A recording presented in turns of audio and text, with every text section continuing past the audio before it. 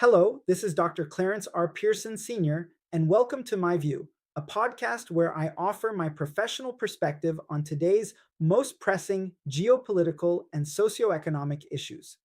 Recently, my attention has been drawn to developments in Liberia and the discussion about land dispositions, evictions, and demolitions. Here is my view on the matter. Liberia's capital is carrying the weight of a war it never planned for.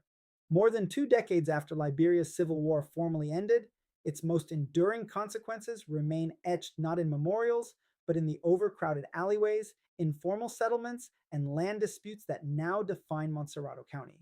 What Liberia faces today is not merely an urban planning failure. It is a prolonged moral and policy failure. The state has yet to fully acknowledge, let alone take responsibility for, the generational impact of internal displacement caused by war. The data are unambiguous. Before the war, Montserrado County, home to the capital, Monrovia, had fewer than 500,000 residents. By 2008, according to the national census conducted by the Liberia Institute of Statistics and Geoinformation Services, the county's population had more than doubled to over 1.1 million, absorbing roughly one-third of the entire national population. This shift did not occur because Montserrado suddenly became more economically productive or better planned. It happened because war pushed people there, and peace never pulled them back.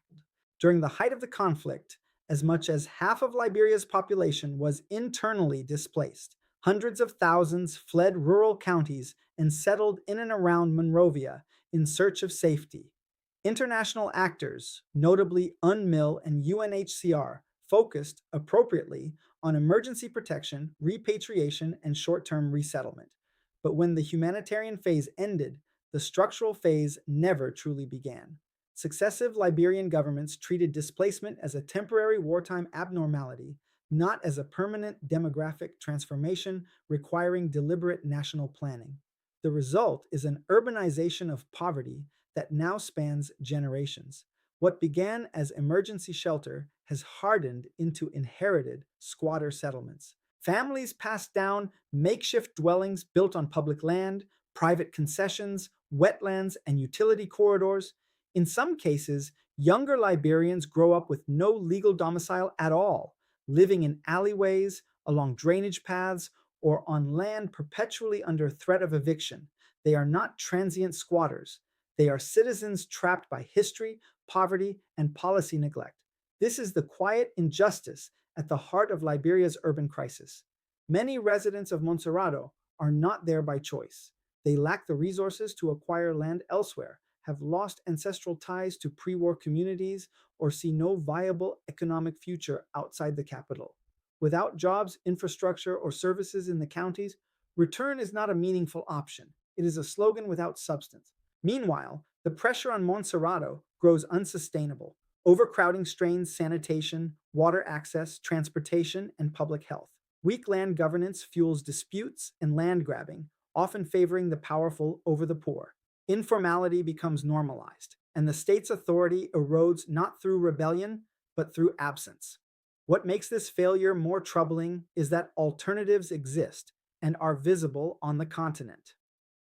After the 1994 genocide, Rwanda faced severe internal displacement, land scarcity, and social fragmentation.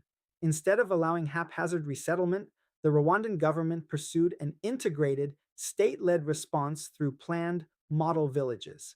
These communities combined housing with infrastructure, services, and economic opportunity, allowing displaced populations to rebuild lives with dignity while easing pressure on urban centers. Liberia does not need to replicate Rwanda's model wholesale, but it must learn from its clarity of responsibility. Rwanda recognized that post war displacement is not only a humanitarian issue, it is a development, governance, and nation building challenge. Liberia has yet to make that leap. What is required now is not another study, but political acknowledgement followed by action. First, the Liberian government must publicly recognize internal displacement as a lasting consequence of the war with generational implications. Second, urban development must become a national priority, not a Monrovia only afterthought.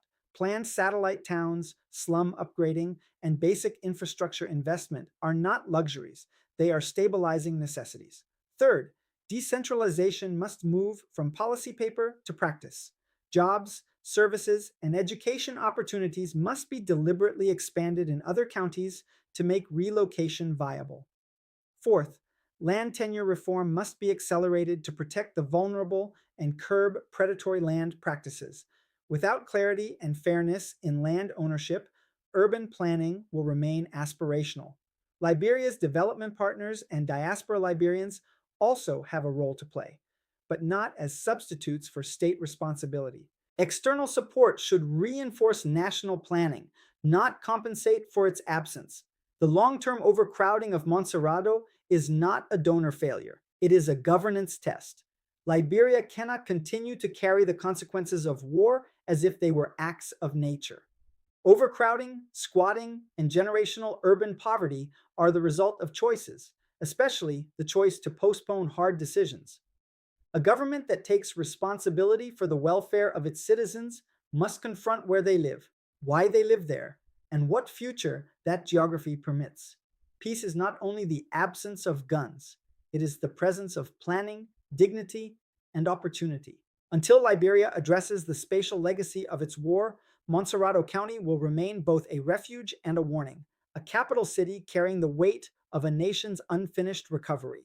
My View is a continuing series where I share informed commentary on a wide range of geopolitical and socioeconomic topics. If you found today's discussion helpful, please follow, subscribe, like, and share. Thank you for spending this time with me, and I invite you to explore other My View episodes available online. Until we meet again, goodbye.